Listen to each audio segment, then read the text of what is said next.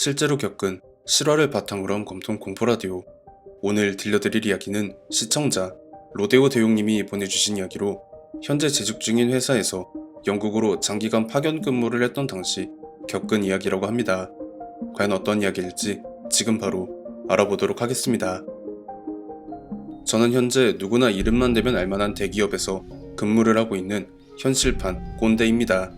이런 이야기는 사실 처음 제보를 해보는 거라 서툴거나 이해가 안 가는 점이 있어도 양해 부탁드리며, 그 일은 당시에 제가 영국 에든버러 지사에 파견 근무를 나갔을 때 살았던 집에서 살며 겪은 일입니다.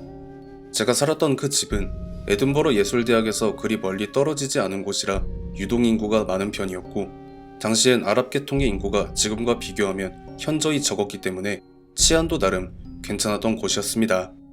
그래서 회사에선 사택을 저렴한 슬럼가 쪽보다는 일부러 이런 쪽으로 배정을 해준 것 같았지만, 그 집은 그냥 뭐랄까, 입구부터 들어가기 싫어지게 만드는 외관부터 이상하게 햇볕이 잘 들지를 않아 항상 습했고, 무엇보다 제가 살던 라인엔 입주자가 저밖에 없었던 딱히 떠올리기 싫은 그런 곳이었습니다. 제가 그 집에 이삿짐을 옮기는데 현지의 이삿짐 센터 직원분들이 속닥거리길 왜 굳이 해외 출장을 온 사람한테 이런 집을 구해줬냐는 등, 여긴 사람이 살만한 데가 안 되는데 저번에도 사람 몇 죽어나가지 않았냐는 둥 하길래 시작부터 불안감을 가득 안고 살 수밖에 없었습니다. 그 집에 들어섰을 때 첫 느낌은 그냥 진짜 일부러 이런 데를 골라줬나 생각이 들 정도로 방 내부는 말이 아니었어요. 벽 군데군데 핀 곰팡이하며 제가 침대를 놓은 자리의 벽엔 대관절 얼마나 큰 빅사이즈의 못을 박아 넣었던 건지 그 자국이 뻥하고 뚫려서 조금만 더 파면 옆방하고 연결되겠다 싶은 구멍이 열댓 개가 있었는데, 그걸 보고 있자니 뭔가 굉장히 섬뜩한 느낌과 오한이 온 몸을 타고 쫙 흐르는데 이런 생각이 들더라고요. 여기서 내가 잘 지낼 수 있을까? 다 떠나서 살 수는 있을까? 라고요. 그렇게 그 집에서의 첫날 밤, 아직도 눈에 선한 악몽을 꾸게 됩니다. 그 꿈에서의 장소는 제 방 한가운데였는데 제가 이사를 오기 전에 살았던 사람의 과거를 보는 느낌이었습니다. 제가 들어오면서 배치해둔 가구의 위치가 바뀐 그런 게 아니라 방 배치 자체가 아예 달랐으니까요. 거실의 한가운데엔 오컬트 영화에서나 나올 법한 악마 소환진 같은 게 그려져 있고, 각 꼭지점엔 양초가 놓여져 있었죠.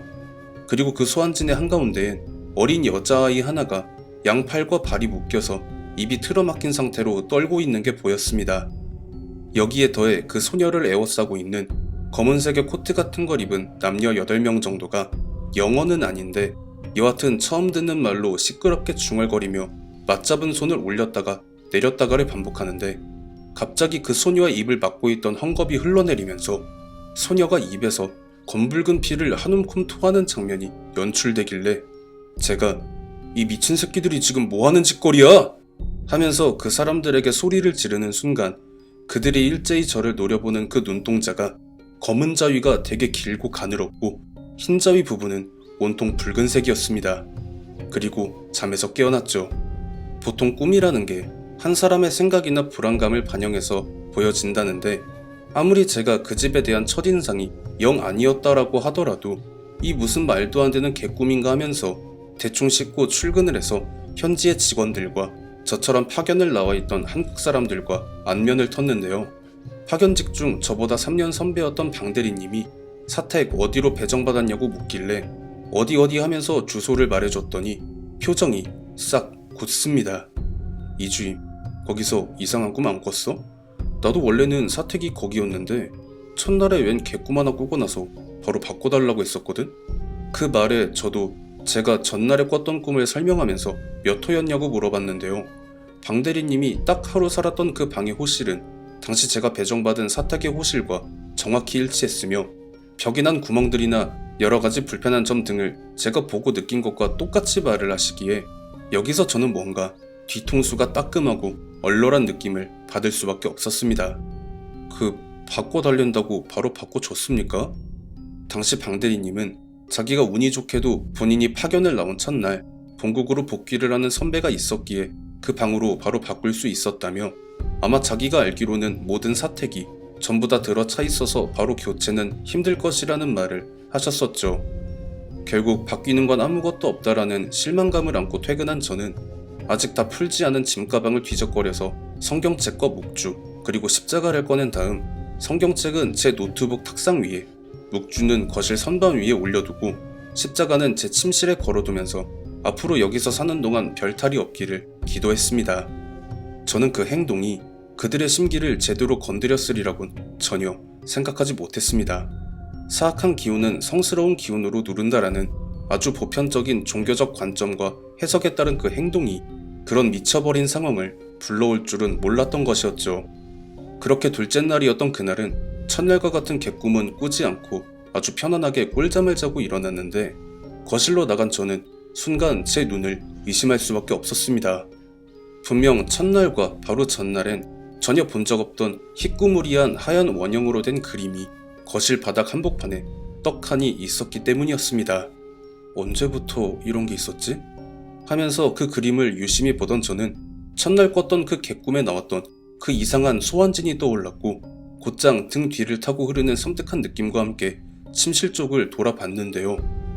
분명히 제대로 된 방향으로 걸어놨던 십자가가 거꾸로 돌아간 역십자가의 모양새가 되어 있는 게 보였습니다.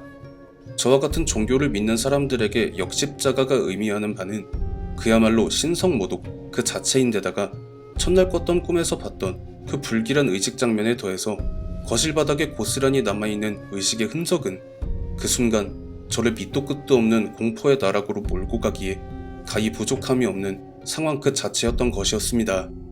그리고 이제부터는 믿거나 말거나인데요. 솔직히 제가 생각해도 이게 현실에서 일어나는 게 말이 안 된다 생각되는 부분이라 서술을 해야 할지 모르겠어요.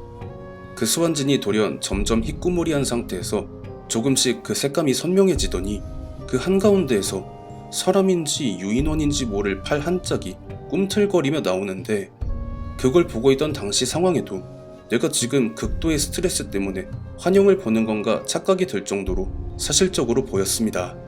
그 팔이 무슨 팔척 귀신 마냥 길다란 것이 이리 갔다가 저리 갔다가 하더니 마치 저를 똑바로 응시하는 것처럼 우뚝 섰다가 그대로 저를 낚아채려는 모양새로 움직이며 다가왔고 그 상황에서 비명을 지르고 도망을 간다는 건 영화에서나 가능하지 현실에선 불가능함을 고스란히 느끼며 기절하고 말았습니다. 그렇게 정신이 든 저는 눈을 떠서 주위를 둘러봤는데요. 얼마나 기절을 해 있었던 건지 이미 해가 지고 집 전체가 어둠 속에 잠긴 상황이었습니다. 어이도 없고 당장 오늘 출근 못한 건 어떻게 설명을 할까?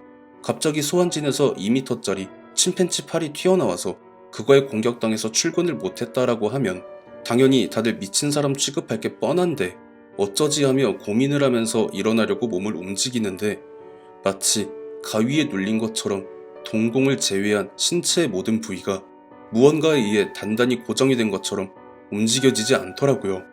뭐지? 아직 상황이 다 안 끝난 건가? 조금씩 제 눈이 어둠에 적응이 되면서 보여지는 그 광경은 제가 첫날 꿨던 그 개꿈을 고스란히 옮겨다 놓은 것이었습니다. 그 꿈에선 그 소환진의 한복판에 있던 것은 어린 소녀였지만 이번엔 제가 그 소환진의 한복판에 뉘어져 있었고 양팔과 양다리는 무언가에 의해 묶여 있었죠. 가위인지 꿈인지 그때까지도 상황 파악이 덜 되던 저는 어떻게든 몸을 움직이려 온 힘을 다해 꿈틀거렸고 엄지발가락에 힘이 들어가는 순간 그 빌어먹을 환영으로부터 벗어날 수 있었으며 그 자리에서 벌떡 일어나 주위를 둘러보니 방금 전까지 제 주위를 둘러싸고 있던 사람들은 온데간데 없이 사라졌고 창밖을 통해 보여지는 것은 아직 해가 중천인 대낮의 풍경이었습니다. 시계를 보니 아직 시간은 오전 10시가 되기도 전, 그러니까 지금 출근을 하면 아슬아슬하게 세이프가 가능한 상황인 것이었죠. 그렇게 셋째 날인 그날 출근을 한 저는 방대리님에게 방금 전 아침에 겪었던 일을 조용하게 설명하면서 다른 집이 나올 때까지 같이 살면 안 되겠냐고 물어봤고요. 방대리님은 제 말을 처음부터 끝까지 다 들으시면서 제가 겪었던 일에 대해 믿어주셨고 그러면 한 달 뒤에 윤 과장님 본국으로 돌아가시니까 그때까지만 같이 살자고 이렇게 말을 해주셔서 저는 그날 반차를 대고 이삿짐 센터를 호출해서 방대리님의 사택으로 이사를 하게 되면서 그 방으로부터 벗어나게 되었습니다. 그렇게 딱 한 달이 지났을 때 윤 과장님이 본국으로 돌아가시고 나서 그 사택을 물려받은 저는 이사를 하기 전날 현지 직원에게 그 집에 대해 물어봤는데요. 그 직원의 이름이 조니였는데 조니의 말에 의하면 그 집이 있던 부지 자체가 중세시대의 악마 추종자들의 교회가 있었던 곳이었다고 들었던 게 기억이 난다며 그 당시로부터 대략 20년 전에 사탄교회 관계자들이 제가 3일 동안 살았던 그 방에서 악마 소환 의식을 하다가 이웃 주민의 신고로 들이닥친 경찰에 의해 전부 체포된 일이 있었는데 그때 그 사탄교회 사람들이 소환 의식의 제물로 사용했던 11살짜리 소녀가 중상을 입은 채로 발견이 됐었던 일이 있었다고 해요. 다행히 그 소녀는 치료를 받고 건강을 되찾았지만 사탄교회 사람들은 재판을 위한 호송 도중 전원 실종이 됐다고 하는데 설마 제가 그 방에서 겪었던 그 환영에서 나온 사람들이 그 사탄교회 사람들이 아닐까라는 생각을 할 수밖에 없었습니다. 그렇게 저는 에든버러에서의 6개월 파견 근무를 마치고 다시 본국으로 돌아왔고 그 일이 벌써 20년도 더 전의 일임에도 불구하고 그곳에서의 첫날 꿨던 그 개꿈과 셋째 날 제가 겪었던 그 환영에서 본 모든 것들은 여전히 제 기억의 한켠을 차지하고 있습니다. 크리스트교에서 역십자가를 신성모독 그 자체로 보는 이유에 대한 논쟁은 수세기가 지난 지금까지도 논란에 휩싸여 있습니다. 제 생각엔 예수의 큰 제자인 베드로는 예수로부터 천국의 열쇠를 건네받았다는 전승과 반석이라는 뜻의 베드로라는 이름을 내려받았으며 예수의 사후 크리스트교의 상징이자 성물 자체가 된 십자가를 역방향으로 하여 예수의 큰 제자인 베드로를 처형했기에 그 모든 의미를 부정했다는 것을 근거로 하여 신성모독이라 하는 것이 아닐까라는 생각이 듭니다. 어디까지나 제 개인적인 견해이니 시청자분들께서 양해해 주시길 부탁드립니다. 시청해주신 모든 분들 감사드리며 구독, 좋아요, 알림 설정 부탁드립니다.